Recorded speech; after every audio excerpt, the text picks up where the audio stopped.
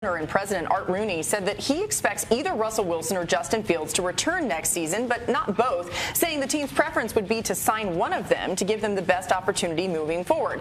I caught up with Russ this morning and asked him about Rooney's comment. I love the Steelers. Obviously, you're wearing Steelers colors today, so I think you're. But I think it's obviously a blessing to be a Pittsburgh Steeler. I mean, just the great tradition, the football, Coach Tomlin, the guys in the locker room. I think we got a chance. We're not far off. We were one of the best teams in football for a long time, and then we just didn't finish the way we needed to against some really good football teams. And obviously the Eagles are in it, the Chiefs are in it, and so just I think that we'll get better as we go, and I think sometimes. There's only one team that wins it, and unfortunately it wasn't us. What's your take on Chiefs-Eagles? It's going to be a good game. I wish neither of them would win. That's really my take. Most attractive. Okay, I was wearing Steelers colors. RC, should Russ be the guy under center to start the season in Pittsburgh? So initially I was like they should re-sign them both. And I just changed my mind. I think they should re-sign Justin Fields. And here's why. I think you figure out, can he be the guy for the future? And if he bombs, at least you can go high in the draft and get you somebody good, somebody that could play. There's nobody on the market that you're going to be able to get that's going to come in there and outplay Justin Fields. If you're the Pittsburgh Steelers, where they sit with their cap, the way that they like to spend money, how they're trying to address this position in free agency. Re-sign Justin Fields is someone Arthur Smith is familiar with. And if you hit the top of his potential, you have your guy. And if you can't do some of those things that you wanted to do, that you replaced him with Russell Wilson to do, then you're not good enough anyway, and you go get a quarterback in the draft. But I don't believe you bring Russell back to be good enough again. RC, I love that point. I mean, when you in a debate though, like when the next person talk, what they call that? You the brains of this operation. You like your response like a rebuttal? Yeah, I guess so. Whatever. Anyway, she got it right. You about to do a rebuttal on RC? Yeah, because here's my thing, RC. And I totally understand what you're saying, and I agree with you on that second part about just go ahead and let it be a disaster so you can get a high pick. I understand that. My issue with Pittsburgh is, why didn't Fields play? We didn't see a large enough sample size. Why didn't he continue to? What happened? That was the whole thing. So that's why I say bring Russell back, because it feels like you have no option. And I just went back to last year. We all sat up here and was like, why in the hell is Justin Fields not the starter of this football team after he started, right? And then we get to the point where Russell had a couple good weeks and they end up in the playoffs. And if you Pittsburgh, that's why I said the second part. If you Pittsburgh, you either saying we playing roulette and we gonna see with Justin Fields, or we gonna bring back Russ and do the same old. So I say no option because you had the guy in the building to find that out this year. When is being good enough not good enough? Yeah. When you're the Pittsburgh Steelers, when you're the Steelers that's how and you they got operate. the Bengals and the Ravens and the Bills and the Chiefs. Yeah. Oh, yeah. No, I mean, I'm in agreement with you, but they're not going to do that. We know how this team operates. They're not going to roll the dice. That is my point. Like, I would rather them do what you said second. I'd be shocked. Maybe just wrong. Tank. All right. Well, I think they're going to probably roll it back with Wilson. And my point, if they do that, and I don't think it's a clear-cut decision because, it's not like Justin Fields lit the world on fire.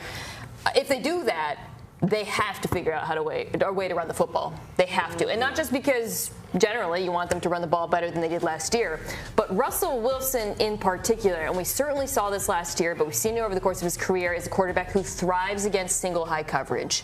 You have to punish teams for playing split safety by playing too high, running the football better than you ran it last year. If you bring back Russ, fine. That has to be an immense priority for this offense. What about the middle of the field? See, where I stand on this whole situation, it doesn't matter who they bring back. Pittsburgh, with all due respect, it doesn't matter. One, you got to get your offensive line much better. Yes. To Mina's point, but in every asset, running and pass protection. The Pittsburgh Steelers that I grew up watching in many ways, or it was in the same time, it was this offensive line that dominated games. Okay, that's dead though, right? That's the thing. But the quarterback won't matter until it comes back. But look at the evolution of the team, right? When Big Ben started at quarterback, it was about running and defense. Right. And as Big Ben became one of the best in the league, and now you got Le'Veon Bell, you got Antonio Brown, Martavius Bryant, the Killer Bees. You wanted to throw it all around, so you totally abandoned, right, that identity. But we got to get it back. Exactly, and so, but now in trying to get it back, that locker room is totally different. And so they're going to have to create runs, not by having this offensive line that can do it, have a quarterback that now puts the other team in a decision-making process, in an alignment and assignment process. See, but that's the only way to do it. Or the other way, and your second point, just have disaster so you can rebuild. But there won't be a disaster. That's my thing. But that's Mike Tomlin. We literally had this exact conversation Mike Tomlin, last year. period, point blank. There needs to be a conversation between Omar and Mike T, and Mike T needs to go find his Kansas City like Andy Reid did. Right? Andy Reid had his Philly, Mike T's had his Pittsburgh. Let Mike T go find his Kansas City. All right, now listen, not that they're going to be doing anything in free agency, but it is coming up the first week in March or so, March 10th. Boogie, there ain't none. I done told y'all, it ain't nobody. I'm just telling you. Finished addressing the media. Take a listen. It's about efficiency. It's about winning at this point. It's always been about winning.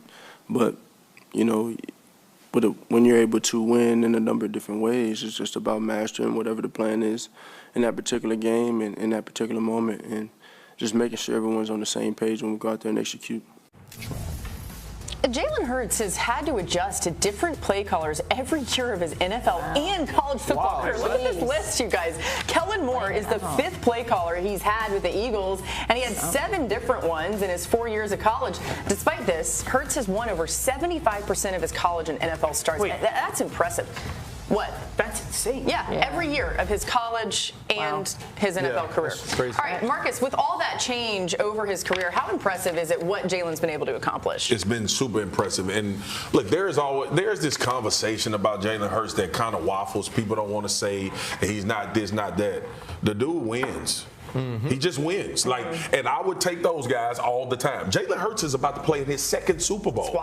As much as we talk about Lamar and when is Josh going to get there and when they're all of these, he about to play in his 2nd one, right? The other thing is this too. Like, a lot of people look at Jalen's interviews and how stoic he is. The maturity is the reason he can handle this. A lot of people cannot be in this position where you have consistent change in your coaching and you don't at some point come out and complain about what's going on. That's how he's always been. Yeah. Like, coach's kid. Because Boogie, to that point, nobody can tell me that this man wasn't in hell last year with this offense. And we never heard him go bring a coach up. We never heard any of that. And 2 years removed, he finds himself with another opportunity to play for the Lombardi. I just wanted to wax poetic because a lot of dudes could not handle what he goes through.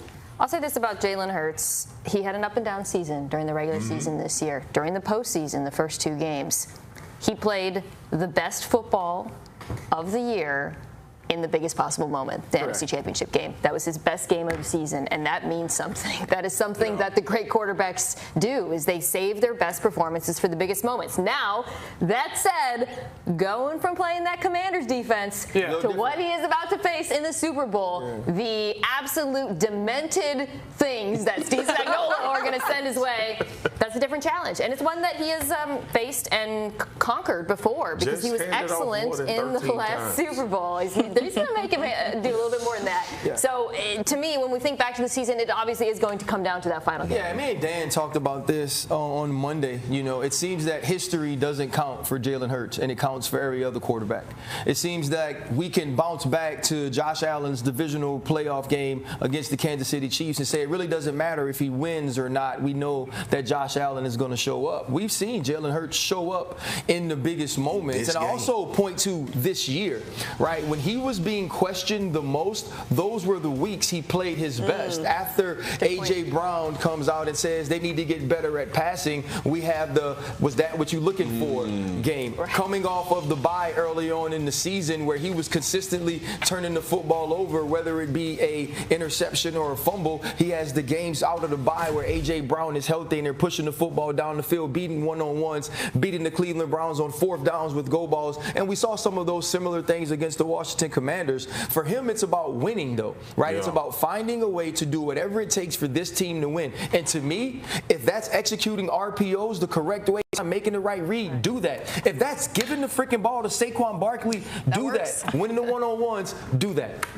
Yeah, I think Jalen getting to his second Super Bowl in 3 years has made me check myself just a little bit. I've been a guy that has lauded Brock Purdy for his play. Brock Purdy, and everyone talks about how much talent is around Brock Purdy with Kittle and the receivers, the offensive line, Shanahan scheme. And my point has always been, but he's got him to the Super Bowl.